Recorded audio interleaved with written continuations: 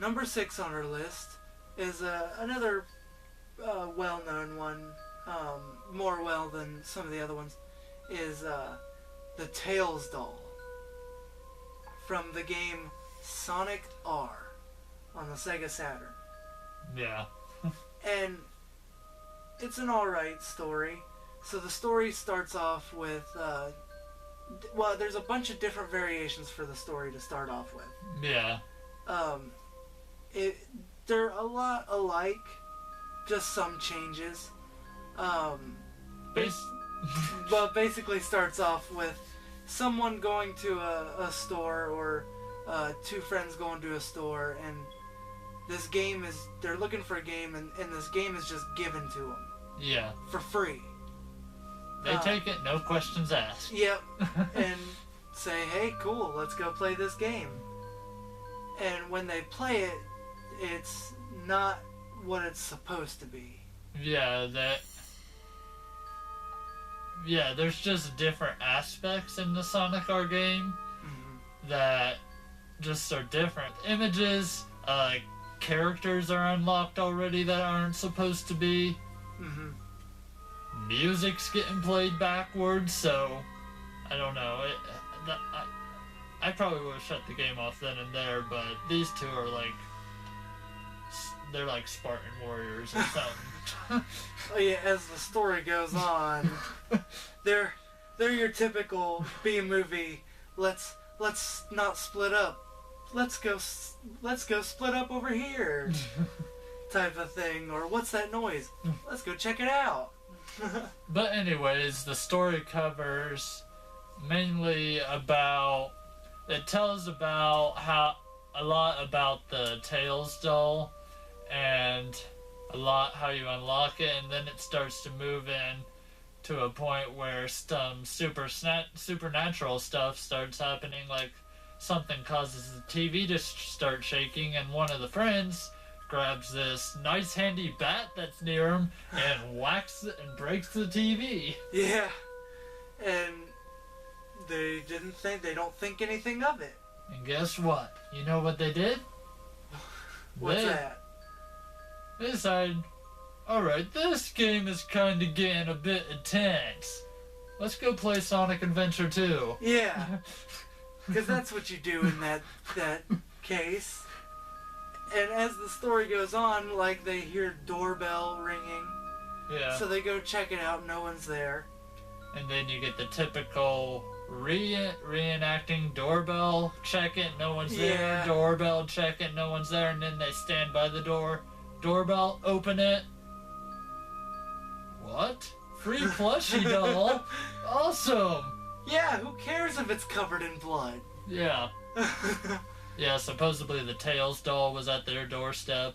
And covered in blood, no less. So they took it in, he washed it off. Oh, I now remember one of the characters' name. Noah. Yeah. But I don't remember the others, but... Anyways, he washes it off, sits it on the table to let it dry, and then heads back to... play some more Sonic. And without really explaining anything, at least in the variation I heard from a YouTuber, they, for some reason, want to go back to playing Sonic R. Yeah. I mean, why not? Oh, wait. There was a little bathroom scene where one of them gets up to goes to the bathroom and on the way there notices the Tails doll is in the hallway. How's it get there? Well, let's bring it back to our room. Yeah, of course. And with that there, you know, hey, let's play some Sonic R. Yeah. Then supposedly they do the thing that unlocks the Tails curse, which is by this story's playing as Tails.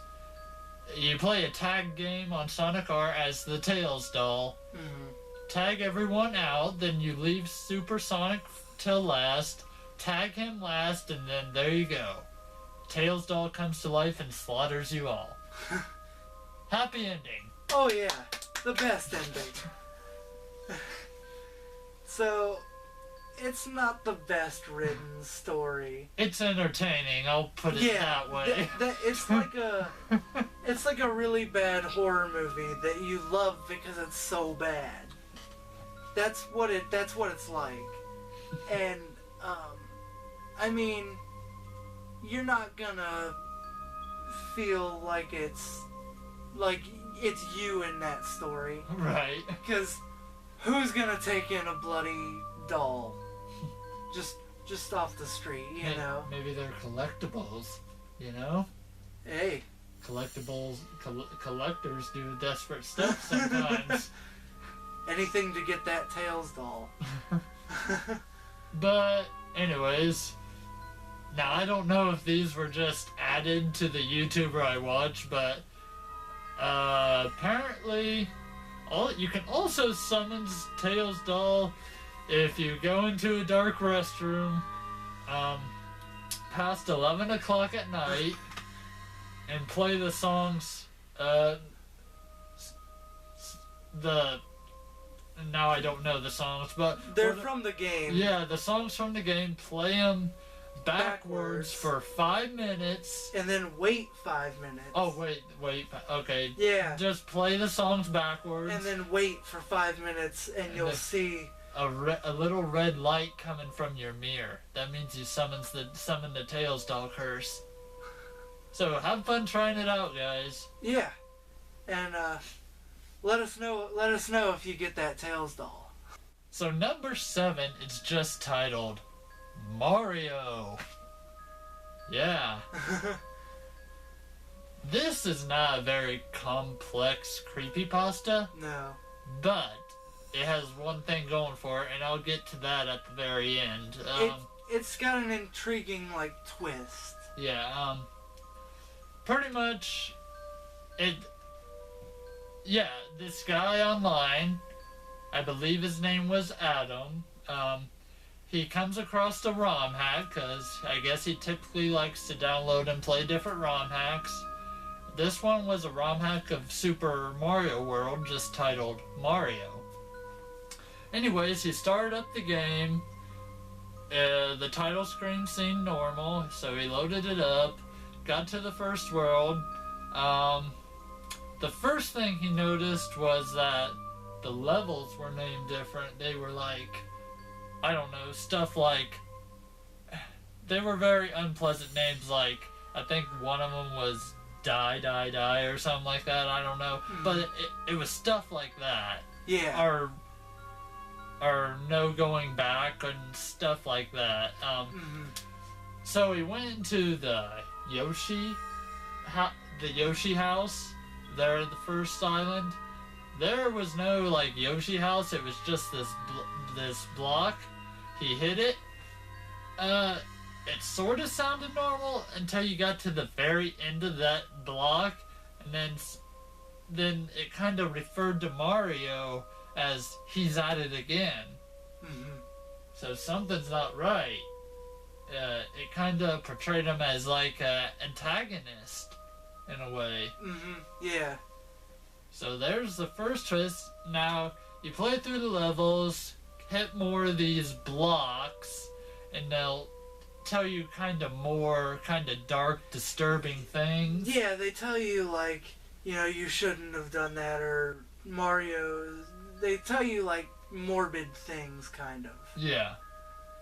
And stuff that's not in the Mario game. No, not at all. But anyways, get to the first castle. You beat the boss like usual. You save the egg. And holy crap, the description starts reading, it's not about saving the Yoshi egg, no. No. It's something, what? Eyes are ripped out? I don't know, it just had a bunch of... Very descriptive, horrific, murder. As Mullet Mike said, from the Sticky Paddle. I think he said it was kind of like a coroner's report, kind of, in a way. Yeah, describing this mutilated body. And that was pretty much the ROM. The guy went back on the board where he first posted that he found the ROM, and he explained his thoughts about it. And he looks in like. No, this was another Oh, board yeah. user came across. I forgot something very important about this game. It came with like a notepad file with a bunch of gibberish letters in it. The only thing you could make out was six words at the top saying, "Find me, find me, find me." Someone came across that guy's post when he posted about the hack and what he thought of it, which I don't remember what he exactly put. But anyways, this guy, he must have been some kind of genius, because he deciphered all this mumbo jumbo type stuff in this notepad, and it turned out to be a JPEG. Yeah, it turned out to be convertible to a JPEG. And so he does that. And honestly, this freaking gave a whole new meaning to the end of that ROM game, and Yeah. I'll give you a few seconds, because this is kind of a very mature image, kind of gory mature, so Yeah. if it might be a little bit too much to handle, look away for the next 10 seconds or so, Yeah. because I'm going to show it now.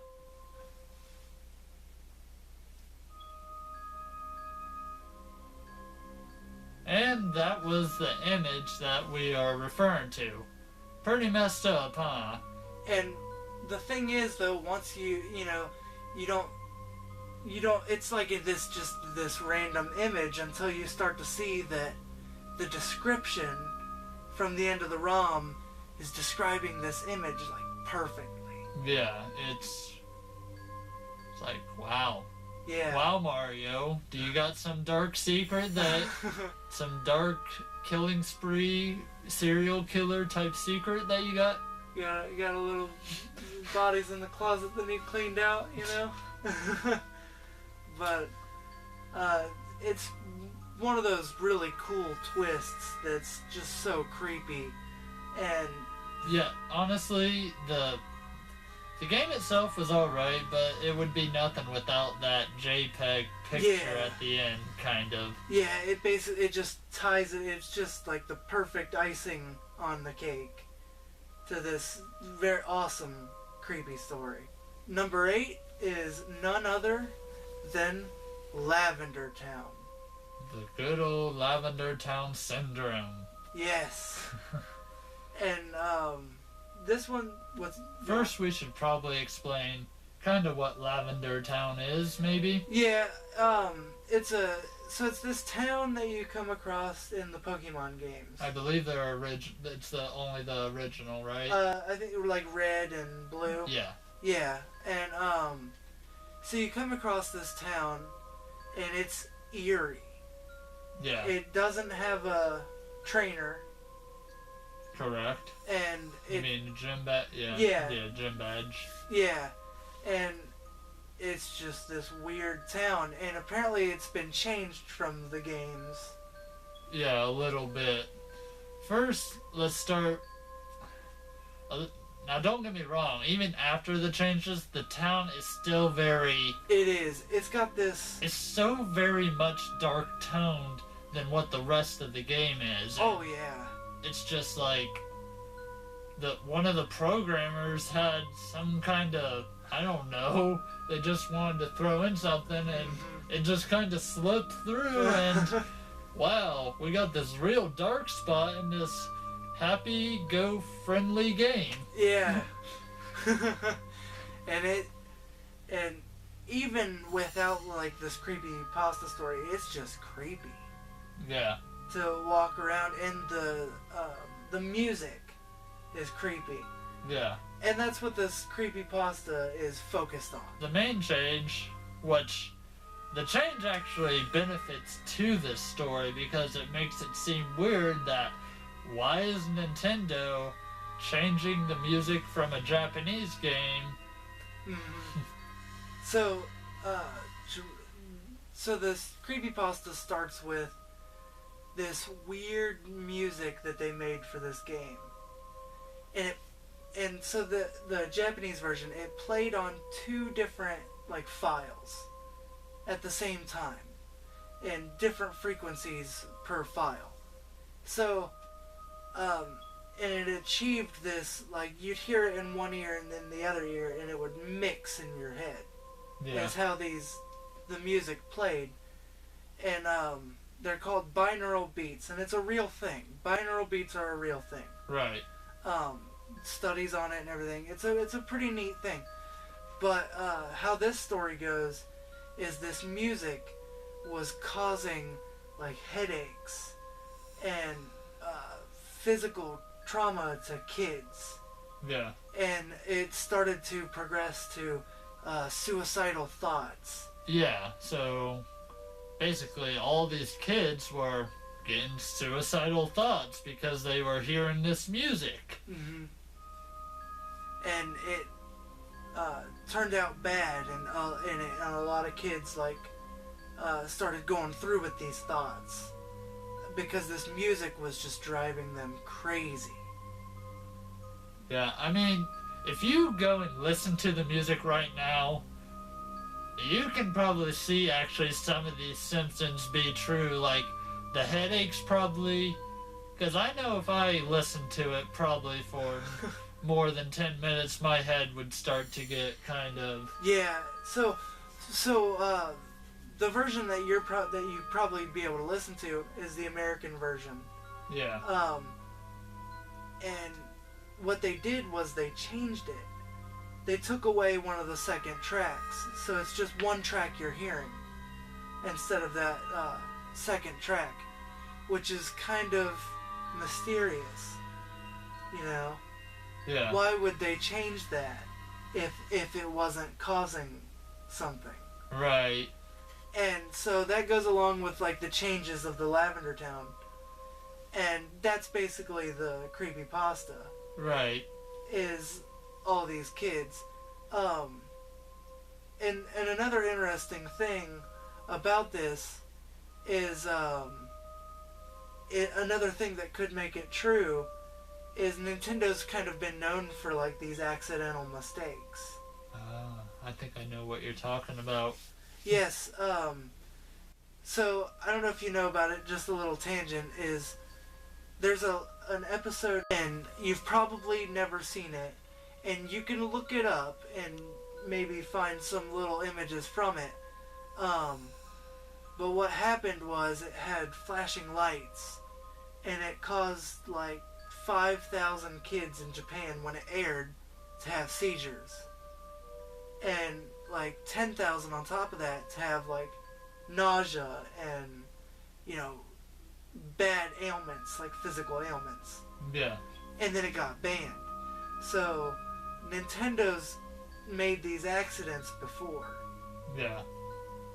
And that's just one of those things that just adds to the creepiness of this story. Number 9 and number 10 pretty much, because I'm gonna try to tie these together because that's kinda how they're meant to be, but in a way they're two separate things, so whatever. Our very last one we're gonna discuss is Been Drowned. You've heard of it. You had to heard of it if you're a creepypasta fan. Oh yeah, it's one of the main ones. You probably know about this, and you've probably heard so many variations, and you've probably heard this story a million times. Oh yeah. But that's why it's on our list, because it's that good. Yeah. This had quite a bit of effort put into it. Like, I think the guy that wrote it also done the ROM, I think, maybe. Oh, did he? I want to say it, but I don't know officially. Mm-hmm. But, I mean, I don't think the ROM exists to download. Yeah. So I think the guy did make it just for his personal use. Just for, like, the video of it? Yeah. But anyway, so this guy goes to a yard sale, gets a cart with Majora's Mask written on an N64 cart with a black marker. Awesome, right? Oh, yeah. Anyways, So he takes it back, he plays it. There's a save file on it named Ben. So he didn't want to touch it. He just created a new save file. He might have tried to delete it, but it wouldn't delete, so he just started a new file.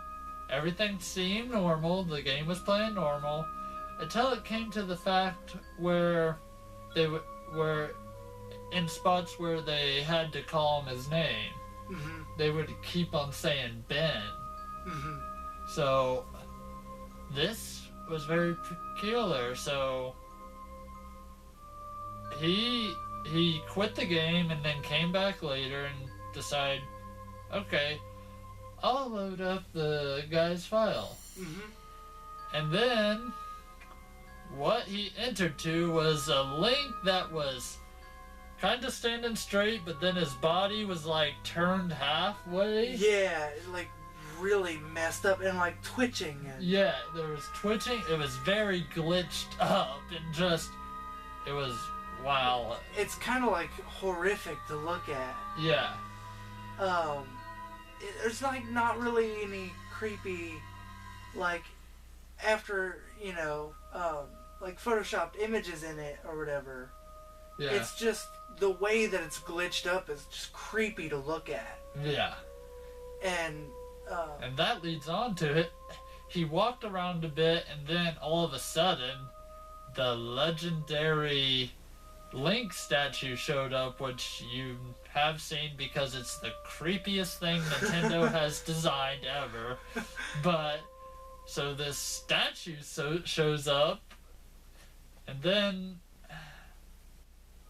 I can't remember exactly how it went, but it like follows him around. Yeah, but I mean, I'm not sure where that section ended at, but the story takes place in different sections as the game actually does tell a story if you watch the videos along with the narration. But like, for instance, like when he restarted and he went to where the files are that you pick, say a file that says drowned appeared. So, and you get these different sections, like there's this one video section where you actually go underwater and then you end up running into the statue again.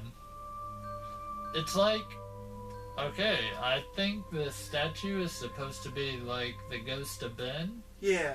And pretty much he's trying to tell him that he drowned, and pretty much the story is about, I guess, Ben like getting closure with something. He's like, Ben was the guy who previously owned the cartridge, and he like drowned. Yeah. And it's like his soul got trapped in this game. Yeah, and I mean, I think after the guy that played the game went through it all, it went back to normal, but I mean, the game was good and it didn't have to use gore or killing at the end. Yeah, it's just... sorry, I meant story, not game, but... Yeah, it's just so creepily put together and so well written. Yeah. It's like suspenseful, and you feel like this terror that he would like feel playing this game. And there's no blood, there's no like, you know, odd creepy imagery. Except for the mask guy. Well, that and his freaking laugh or whatever it is. I'm sure that's wrong, but oh, you do die actually. I think, like, ironically, I think you had to play the song of healing backwards, and then you automatically start burning in this one spot. Yeah, it has weird stuff like that, but it really is a good read, and a good read a good listen / watch if you can find a video narrator that has him reading the story along with putting the videos in along with the story. Yeah, and it's just so well put together. Yeah. And along with that, this one is not nearly as good. This is going to be very brief because I don't think as many people know about this, but I think it's supposed to be some kind of like spiritual sequel to, because it does use the Ben statue. Yeah. Which is now what the statue is known as Ben. But it's called Remember.exe to go along with all the other freaking .exe that came along after Sonic.exe, but it's actually its own game. It's not a ROM hack. Mm-hmm. So you go into this world, you walk around a bit, not sure where to go. The game is actually very confusing, but after you walk so far in the right spot where you're supposed to go, the game this is one of them games that you would want to play like on a virtual computer. Like what I mean is like not your actual computer, but an emulated version of Windows. Yeah. So yeah, because this game, like when it kicked you off, it starts opening up stuff and that you like it starts opening up other windows and stuff like that. Really? Like it messes with your I can't think of what it's called, but you get like weird cryptic messages. And then you restart the game and like you restart the game and it starts up, but it just starts you're laying down on the ground, you can't move, and all that's there is Ben. The game kicks you out again, and then it starts doing the window thing, and then it gives you another cryptic message, and then it's just like that, and then the third part gets interesting because it's like the part that it pretty much shows up to the point like how you died at that spot you was just at, like showing what led up to that. Yeah, kind of sort of thing. That was kind of the main concept of this last part, to show how you died, and I'm not sure what the first part was, but but basically that was it. That Remember.exe is just that. Remember your death, I guess. So, like I said, it's just like a spiritual sequel. Yeah. It's not actual sequel. But I just wanted to tie them together because maybe someone might not know about it. I don't know. Yeah, and definitely creepy. I mean, you still got the Happy Mask guy in that one in Remember.exe as well. So, and that statue is just it's so creepy. Yeah. Remember.exe is not as good as Ben Drown, but I put it there with it because with that completes our list. Oh wow, already? But I was just enjoying this whole Halloween thing we got going. Oh yeah, it's so nice. It's so creepy. Honestly, if you guys demand enough, if you want to see us try to dive into the creepypasta universe, like maybe outside of just video game creepypastas, and try to just give our brief description on certain stuff. Some of them are crazy. Yeah, I mean, there are so many good ones out there that are not just gaming creepypastas. Oh, yeah. I really hope you enjoyed this episode. We wanted to bring you something a little bit different other than just showing off some typical horror game for Halloween. Yeah, we wanted to give you, something just cool to listen to. And yeah, we wanted to give you something video game related, but at the same time, not your typical Halloween episode. Hopefully you guys can check these out and get some good scares for Halloween. And hope you have a really good Halloween. And like always, If you enjoyed the video, like it, and please subscribe, and then as always, check out our Facebook page. Yeah. Where we'll be most active. Right. And hope to see you hope to see you back. Happy Halloween.